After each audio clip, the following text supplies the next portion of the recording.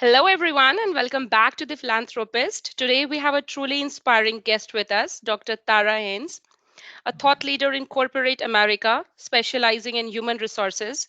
Dr. Tara has a unique journey of resilience and empowerment. Welcome, Dr. Tara, on board. Good morning. Thank you. Okay, let's start by getting to know you a bit better, right? So, could you share a bit about yourself, where you are from, and what other passions you have outside of your professional life and arena?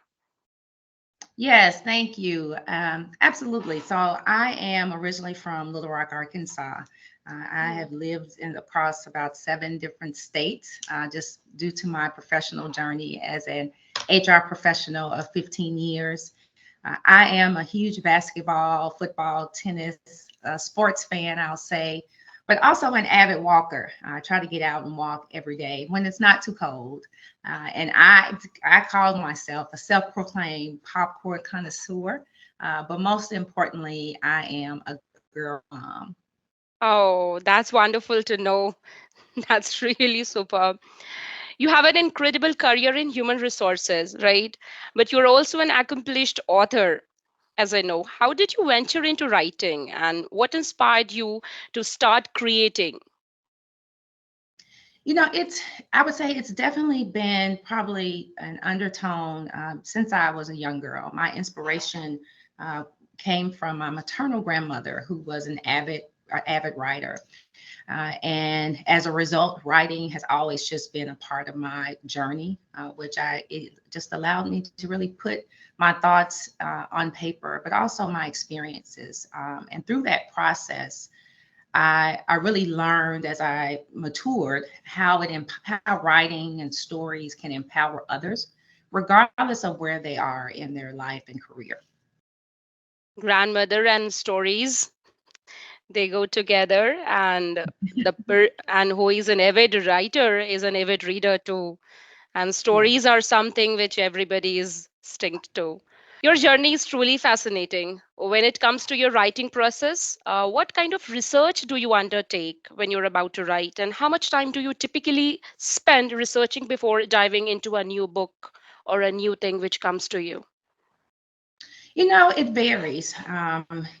I've found, and I've also been told that I'm a very authentic storyteller. And so my research involved really using my own life experiences. My first book, which was a specific encounter that I experienced in my corporate career of 15 years, was really my story. So it was my authentic story that I had an experience that I shared. However, this newest project required a different type of research because it is just not your traditional book. The audience that I had in mind, I had to, as I was doing the research, I spent a lot of time in exploring colors, animation, understanding the ease of connection to ensure that it resonated not only with young readers, but also the adults who would ultimately share it with them.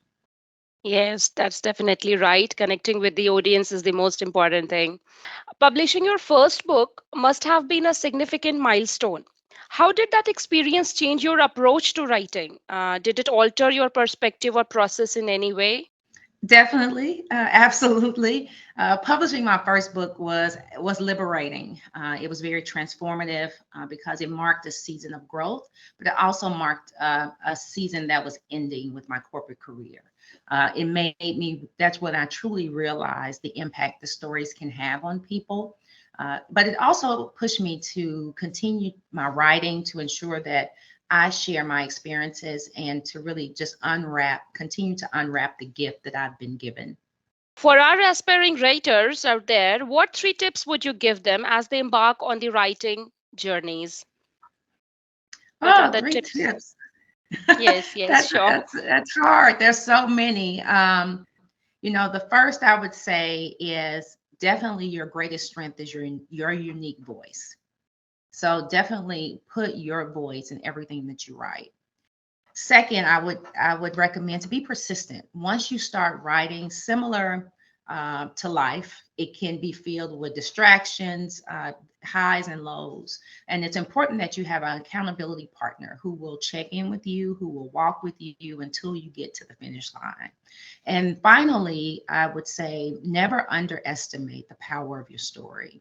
You have no idea how your story will resonate with others. Right, like patience, persistence, and perseverance are the key to these. Okay, now let's talk about your book, which I come across. What would you like our viewers to know about it? What's the essence and message you hope to convey? So great. It is a Christian reading and writing resource. It's been crafted for kids, specifically in the age range of 4 to 8. But I will tell you, I've had, younger and older get this book as gifted to them or to utilize the book. And the essence of the book really revolves around fostering a love of faith and literacy in young readers, but it also offers relatable visuals for them, and of course writing prompts.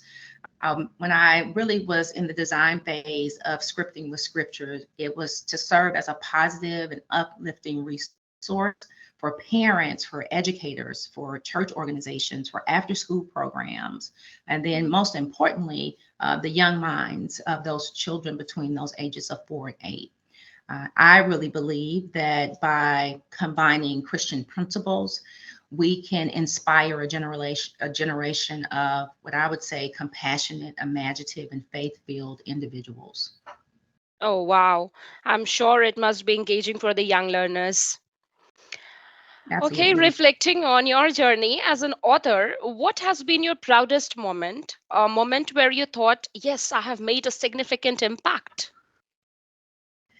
You know, the proudest moment for me thus far is really when I receive the pictures and videos of young readers engaging with scripting with scriptures. When they send those to me or they post them and they tag me, it's really a proud moment for me. It's one thing to put your work out in the world, but it's just an indescribable feeling to see children, to see parents interacting with your book and seeing the positive impact that it's having. Making the book the part of their life. That's wonderful to Yes. know. Okay. How do you define success in your writing career? When do you feel that you have truly made an impact? How do you see success? Oh, success and impact definitely look different for me. I would say, success for me is about reach, which involves connecting with people and leaving a lasting impression. But impact is slightly different. And I would say, as I thought about scripting with scriptures, and this question has come up before, there are three buckets I would say that I feel I've made an impact. When I see scripting with scriptures being provided complimentary to families with children when they're flying, I made an impact when I see my book inside of a kid meal. I've made an impact when scripting with scripture reaches preschools around the world. That's wonderful. Superb.